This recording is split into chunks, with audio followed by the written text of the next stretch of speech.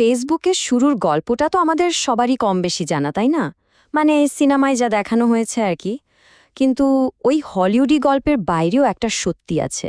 আর সেই সত্যিটা অনেক বেশি জটিল। আর তার পরিণতি অনেক বেশি সাংঘাতিক। চলুন আজ সেই আসল গল্পটাতেই ঢোকা যাক। দ্য সোশ্যাল নেটওয়ার্ক সিনেমার ওই বিখ্যাত লাইনটা মনে আছে? কিছু শত্রু না বানিয়ে ৫০০ মিলিয়ন বন্ধু পাওয়া যায় না। বাহ, কি দারুণ লাইন! আর এই একটা লাইনই যেন ফেসবুকের জন্মগল্পটাকে আমাদের মাথায় গেঁথে দিয়েছে। মানে বিশ্বাসঘাতকতা, বন্ধুত্বের চিরি আর আমচম অ্যাম্বিশন, এই নাটকীয় গল্পটাকেই আমরা ফেসবুকের আসল ইতিহাস বলে ধরে নিয়েছি। কিন্তু জানেন, সিনেমার এই যে মূল ব্যাপারটা, এটাই আসলে বানানো। দেখানো হয় কি যে প্রেমিকা ব্রেকআপ করার পর তার শোধ নিতেই মার্ক জাকারবার্গ ফেসবুক বানিয়ে ফেললেন। অথচ আসল ঘটনাটা হলো, সেই সময়ে তিনি প্রিসিলা চ্যানের সাথে একটা স্টেবল রিলেশনশিপে ছিলেন।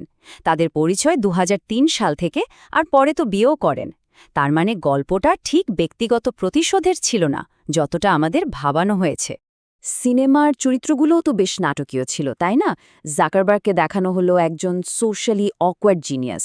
এডওয়ার্ডো স্যাভারিন হলেন সেই বেচারা বন্ধু যার সাথে বিশ্বাসঘাতকতা করা হয়েছে। উইঙ্কলভস ভাইরা হলেন ধনী শত্রু যাদের আইডিয়া চুরি করা হয়।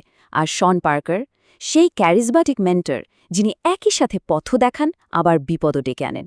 সোজা কথায়, গল্পটাকে জমজমাট করার জন্য চরিত্রগুলোকে সাদা কালোভাবে দেখানো হয়েছে।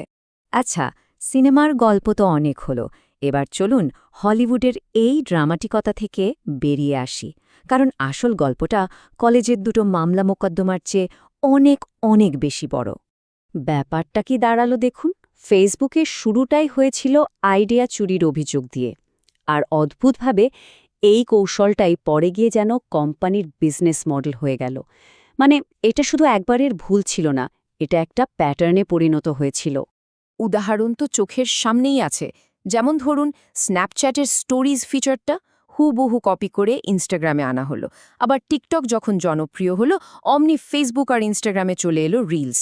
এমনকি টুইটারকে টক্কর দিতে লঞ্চ করা হলো থ্রেডস। মানে অন্যের ভালো আইডিয়াকে নিজের করে নেওয়ার এই ট্রেন্ডটা বারবার ফিরে এসেছে। কিন্তু এই সব মামলা, এই কপি করা, এগুলো আসল গল্প নয়। আসল এবং সবচেয়ে ভয়ঙ্কর গল্পটা লেখা হচ্ছিল এখান থেকে হাজার হাজার মাইল দূরে, এমন একটা জায়গায় যেখানে ফেসবুকের প্রভাব ছিল কল্পনাতীত এবং মারাত্মক। আর এখানেই আমরা গল্পের সেই অন্ধকার দিকে ঢুকছি, যেখানে একটা কোম্পানির আকাশ ছোঁয়ার সাফল্য সরাসরি জুড়িয়ে গিয়েছিল বাস্তব পৃথিবীর ভয়াবহ সহিংসতার সাথে। কথা হচ্ছে মিয়ানমারকে নিয়ে। সেখানে ফেসবুকের উত্থান ছিল অবিশ্বাস্য। ভাবুন একবার, ২০১৩ সালের দিকে মিয়ানমারের মানুষের কাছে ইন্টারনেট মানেই ছিল ফেসবুক। এরপর যখন দেশের টেলিকম সেক্টর খুলে দেওয়া হলো, তখন লাখ লাখ কোটি কোটি মানুষ প্রথমবারের মতো ইন্টারনেটে এলো।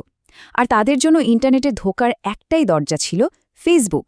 এই যে একটা প্ল্যাটফর্মের উপর এত নির্ভরতা আর তার লাগাম ছাড়া বিস্তার, এটাই একটা ভয়ঙ্কর পরিস্থিতি তৈরি করে, যার শেষটা আমরা দেখি ২০১৮ সালের জাতিসংঘের রিপোর্টে, যেখানে স্পষ্ট বলা হয় রোহিঙ্গা গণহত্যায় ফেসবুকের ভূমিকা ছিল উল্লেখযোগ্য। জাতিসংঘের ফ্যাক্ট ফাইন্ডিং মিশনের প্রধানের একটা কথাতেই পুরো পরিস্থিতিটা পরিষ্কার হয়ে যায়। তিনি বলেছিলেন, মিয়ানমারের ক্ষেত্রে সোশ্যাল মিডিয়া মানেই ফেসবুক, আর ফেসবুক মানেই সোশ্যাল মিডিয়া। একবার ভাবুন, যখন একটা প্ল্যাটফর্মের এতটা ক্ষমতা, তখন তার দায়িত্বটাও তো সেরকমই হওয়া উচিত, তাই? এই পুরো ট্র্যাজেডির মূলে ছিল যাকে বলা যায় প্ল্যাটফর্মের অবহেলা। মানেটা খুব সোজা, টাকা আর এঙ্গেজমেন্টকে মানুষের নিরাপত্তার চেয়ে বেশি গুরুত্ব দেওয়া। বিশেষ করে মিয়ানমারের মতো একটা দেশে, যেখানে স্থানীয় ভাষা বোঝার মতো বা কন্টেন্ট মডারেট করার মতো কোনো ব্যবস্থায় ফেসবুকের ছিল না। আর তার ফল, ঘৃণা আর হিংসার উস্কানি দাবানলের মতো ছড়িয়ে পড়েছিল। এবার দুটো সংখ্যার তুলনা করা যাক। প্রথমটা হলো $৬৫ মিলিয়ন। এই টাকাটা উইঙ্কলভস ভাইরা ফেসবুকের বিরুদ্ধে মামলা জিতে পেয়েছিলেন। শুনতে অনেক বড় একটা অঙ্ক মনে হচ্ছে, তাই তো? আর এবার দ্বিতীয় সংখ্যাটা দেখুন। মিয়ানমার গণহত্যায় আনুমানিক মৃতের সংখ্যা হাজার হাজার। তাহলে একদিকে $65 মিলিয়ন আর অন্যদিকে হাজার হাজার মানুষের জীবন। মূল্যবোধের এই তফাৎটা সত্যিই গায়ে কাটা দেওয়ার মতো। তো প্রশ্নটা এখানেই ওঠে, এত কিছুর পরেও, এত ভয়াবহ একটা ঘটনার পরেও ফেসবুকের মতো কোম্পানির কেন কোনো জবাবদিহি করতে হয় না, কেন কিছুই বদলায় না? এত বড় একটা বিপর্যয়, এত মানুষের জীবন চলে গেল, কিন্তু তারপরেও ফেসবুককে কেন আইনত দায়ী করা গেল না? এর উত্তরটা কিন্তু আমাদের আইনি ব্যবস্থার একটা বড় দুর্বলতা তুলে ধরে। দেখুন, সমস্যাটা কোথায়। ১. আমেরিকার নিজের আইনি, যেমন ধরুন সেকশন 230, এই ধরনের প্ল্যাটফর্মগুলোকে ব্যবহারকারীর পোস্ট করা কন্টেন্টের দায় থেকে বাঁচিয়ে দেয়। ২. আন্তর্জাতিক অপরাধ আদালত বা আইসিসি, যের আইন, সেখানে কর্পোরেশনের বিচার করার কোনো সুযোগই রাখা হয়নি। আর সবচেয়ে অদ্ভুত ব্যাপার হলো ৩ নম্বর পয়েন্টটা, আন্তর্জাতিক আইনের এমন ব্যবস্থাও আছে যেখানে একটা কর্পোরেশন চাইলে কোনো দেশের সরকারের বিরুদ্ধে মামলা করতে পারে, কিন্তু মানবাধিকার লঙ্ঘনের জন্য কোনো দেশের মানুষ বা সরকার কর্পোরেশনের বিরুদ্ধে মামলা করতে পারে না। ব্যবস্থাটাই যেন এক পেশে। হুইসেল ব্লোয়ার ফ্রান্সিস হাউগেন একটা শকিং তথ্য ফাঁস করেছিলেন। কোম্পানির ভেতরে একটা আলোচনা চলছিল যে মানব পাচারের জন্য যেসব পেজ ব্যবহার করা হয় সেগুলোর ব্যাপারে ব্যবহারকারীদের সতর্ক করা উচিত কিনা। আর সেই আলোচনায় কিছু কর্মী নাকি চিন্তা প্রকাশ করেন যে এটা করলে পাচারকারী চক্রের ক্রেতারা অসন্তুষ্ট হতে পারে। একবার ভাবুন, ভিকটিমদের নিরাপত্তার চেয়ে অপরাধীদের মন রক্ষা করার চিন্তা বড় হয়ে দাঁড়িয়েছিল। আর এই সব কিছুর মূলে যদি আমরা যাই, তাহলে ঘুরে ফিরে একজনের কাছেই পৌঁছাতে হয়। কোম্পানির এই সমস্ত ব্যর্থতার সাথে সরাসরি জড়িয়ে আছে এর প্রতিষ্ঠাতার হাতে থাকা চূড়ান্ত ক্ষমতা। এই চূড়ান্ত ক্ষমতার উৎসটা কি? উত্তরটা হল কোম্পানির ভোটিং শেয়ার। মেটার মোট ভোটিং শেয়ারের ৫৫%-এরও বেশি একা মার্ক জাকারবার্গের নিয়ন্ত্রণে। এর মানে কি? এর মানে হল এটা কোনো সাধারণ কোম্পানি নয় যেখানে বোর্ড মিটিংয়ে ভোটাভুটি হয়। এখানে জাকারবার্গ যা চাইবেন সেটাই হবে। তার সিদ্ধান্তই শেষ কথা, আর কেউ চাইলেও সেটা বদলাতে পারবে। আর এখান থেকেই বোঝা যায় কোম্পানির প্রায়োরিটি বা অগ্রাধিকার কোথায়।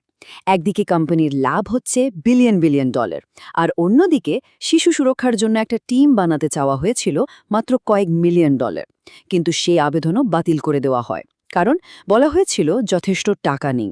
একবার ভাবুন, বিলিয়ন ডলারের লাভের পাশে কয়েক মিলিয়ন ডলার কিছুই না, কিন্তু সেটাও দেওয়া হয়নি। ফ্রান্সিস হাউগেনের একটা মনস্তাত্ত্বিক ব্যাখ্যা দেওয়ার চেষ্টা করেন। তার মতে জাকারবার্গ মাত্র ১৯ বছর বয়স থেকে এই ফেসবুক সাম্রাজ্য গড়ে তুলেছেন। তিনি এতটাই একটা বিচ্ছিন্ন জগতে বড় হয়েছেন যে তার বানানো এই জিনিসটা বাস্তব দুনিয়ায় কতটা ক্ষতি করতে পারে সেটা বোঝার মতো মানসিক পরিপক্কতাই হয়তো তার মধ্যে তৈরি হয়নি। তাহলে পুরো ব্যাপারটা একটা বৃত্তের মতো। হার্ভার্ডের একটা রুম থেকে শুরু হওয়া মামলা, আর তারপর সারা বিশ্ব ঘটে যাওয়া ভয়ঙ্কর সব ঘটনা, সব কিছুর সুতো গিয়েই এক জায়গায় মিলছে, আর সেটা হলো এর প্রতিষ্ঠাতার একটা বিচ্ছিন্ন পৃথিবী আর তার হাতে থাকা চূড়ান্ত ক্ষমতা। আর তাই শেষ প্রশ্নটা এটাই, যখন ৩০০ কোটিরও বেশি মানুষের একটা ডিজিটাল সাম্রাজ্য চলে মাত্র একজন মানুষের ইশারায়, তখন সেই সাম্রাজ্যের ভেতরে আমরা বা কেউই কি আসলে নিরাপদ?